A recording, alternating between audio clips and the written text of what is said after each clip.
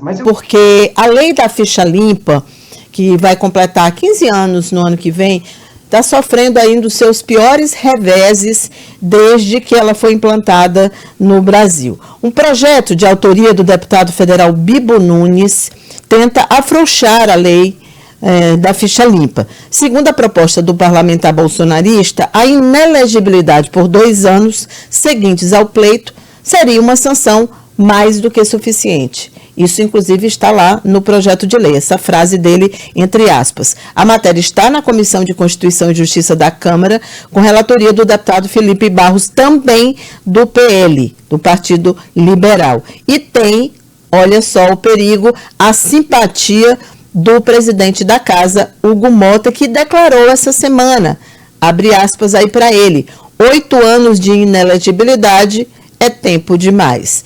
Vamos ver o projeto? Tem o print aí do projeto, por favor, para a gente colocar o projeto de autoria do deputado Bibo Nunes, que tem um endereço certo esse projeto, né? Tem um objetivo de salvar da inelegibilidade o ex-presidente Jair Bolsonaro. E essa proposta, ela fragiliza um importante mecanismo de combate à corrupção no país, que é exatamente a lei complementar número 135 de 2010, que a gente conhece como a Lei da Ficha Limpa, um projeto que foi capitaneado pelo Movimento de Combate à Corrupção Eleitoral, que tinha como um dos idealizadores o então juiz, hoje ex-juiz, advogado, Marlon Reis. E é com ele que a gente conversa a partir de agora. Ninguém melhor do que um dos idealizadores dessa lei, que é tão importante, que inclusive serviu como referência, colocou o Brasil como referência no combate à corrupção e que agora sofre aí talvez um dos seus piores ataques nesses quase 15 anos. Bom dia, doutor Marlon, como vai o senhor? Ele fala de São Paulo, aliás, para quem está nos acompanhando pelo rádio, ele está online conosco, direto de São Paulo. Bom dia. Bom dia, é uma honra estar com vocês. Obrigado pela oportunidade de falar sobre esse assunto que, eu não tenho dúvida, é um dos mais importantes da agenda nacional nos dias atuais. Doutor Marlon, eu queria que o senhor falasse um pouco, então, sobre como que o senhor está vendo essa proposta, porque ela já vai direto no ponto, né? Ela já quer mudar a inelegibilidade, que é uma das sanções que os políticos corruptos mais temem, é ficar 8 anos sem poder disputar as eleições. E eu estava conferindo que antes dessa lei, por exemplo, a inelegibilidade para os casos de corrupção, que se encaixam na lei da ficha limpa, era de 3 anos, ou seja, eles querem diminuir em 1 ano o que era há quase 15 anos atrás. Então, é mais do que afrouxar, é um retrocesso muito grande.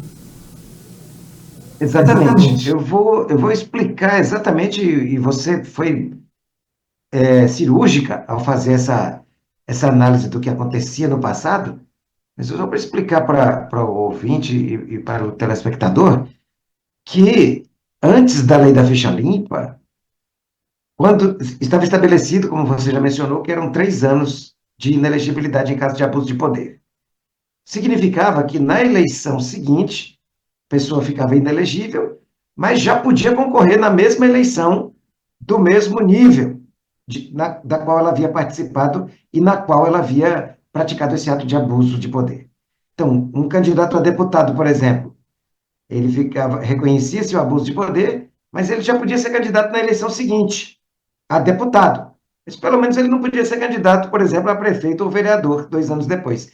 O que eles estão tentando fazer já permite que a pessoa se candidate na eleição seguinte. Na verdade, se trata de uma revogação da lei de inelegibilidades. Não haverá utilidade na lei de inelegibilidade. Só que, com vergonha de admitir que eles não querem inelegibilidade alguma, eles estão fixando um prazo que, na verdade, não impede ninguém de absolutamente nada. Então, é um projeto feito sob encomenda para beneficiar o ex-presidente Jair Bolsonaro, mas que também agrada a muitos parlamentares que estão na iminência ou já foram atingidos pela lei da ficha limpa e não poderão se recandidatar no ano que vem, ou que têm nas suas bases prefeitos ou vereadores estão com esse problema e ficam cobrando dos deputados que façam alguma coisa para livrá-los.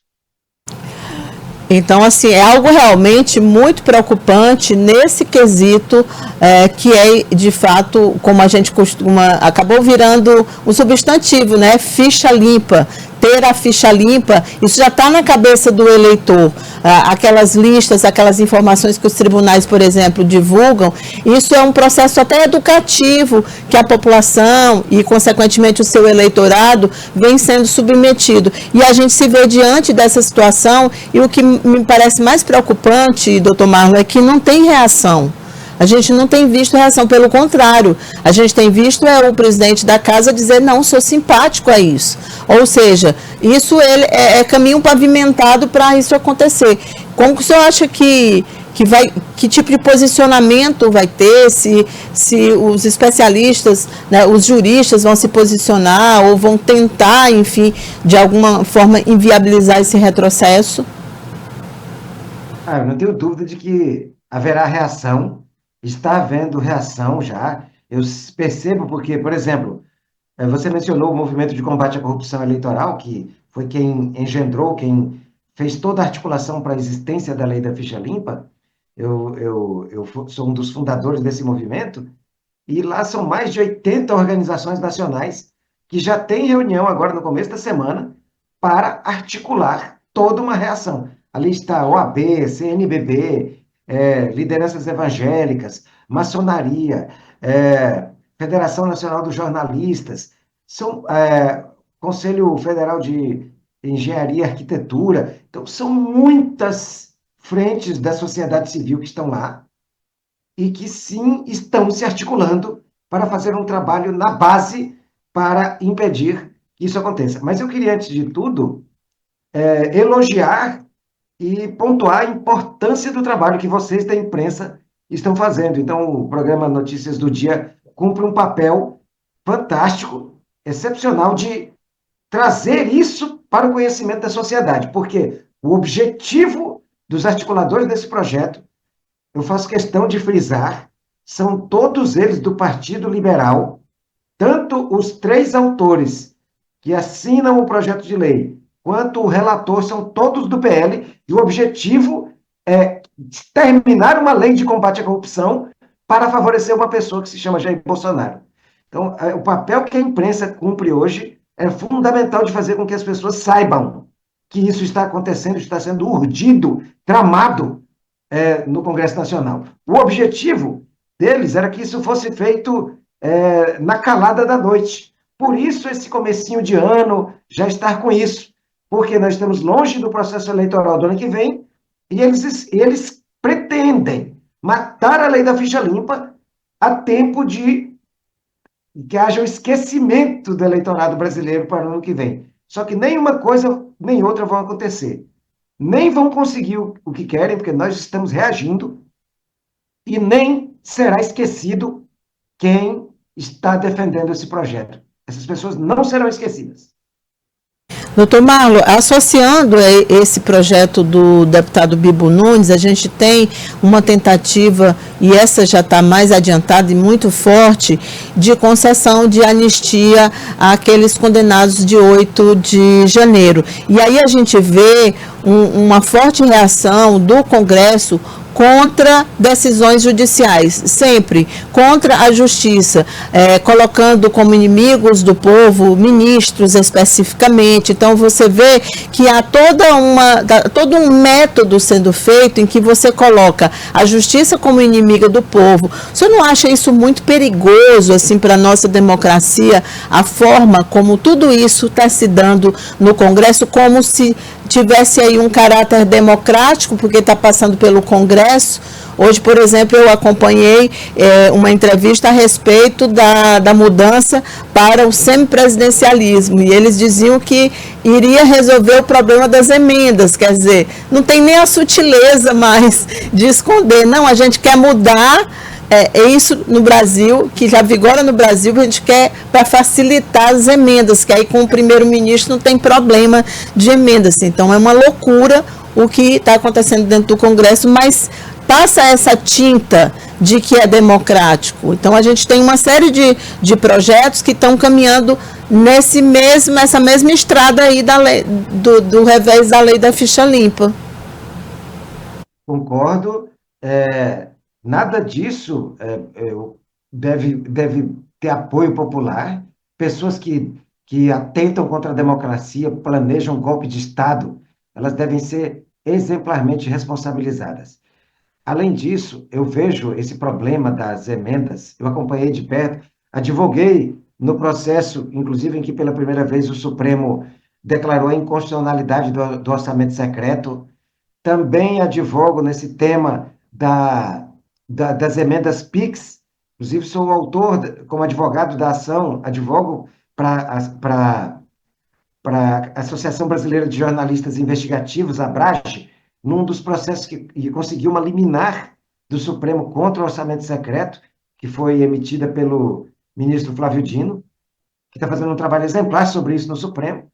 E nós temos, sim, que ser contra tudo que tem a ver com deputado usando dinheiro para mandar dinheiro para entidades fantasmas, como está sendo visto aí. Na verdade, o grande problema do Brasil é o sistema eleitoral, que facilita, do jeito que ele é, a forma como nós votamos no Brasil, facilita a eleição de pessoas que compram votos. E esse que é o problema. Uma maioria de deputados que compram votos, que utilizam essas verbas do orçamento, é por isso que eles precisam dessas verbas para financiar as suas atividades políticas ao longo do mandato, irrigada com muitos milhões de reais. Então, esse é o grande problema do Brasil hoje, a maneira como se facilita a eleição de pessoas que compram votos, compram apoio político. E é esse o motivo, talvez, central, na minha perspectiva, do problema político do Brasil hoje. Para a gente encerrar, o senhor já tem data dessa reunião das entidades contra esse projeto? Sim, será no dia 12.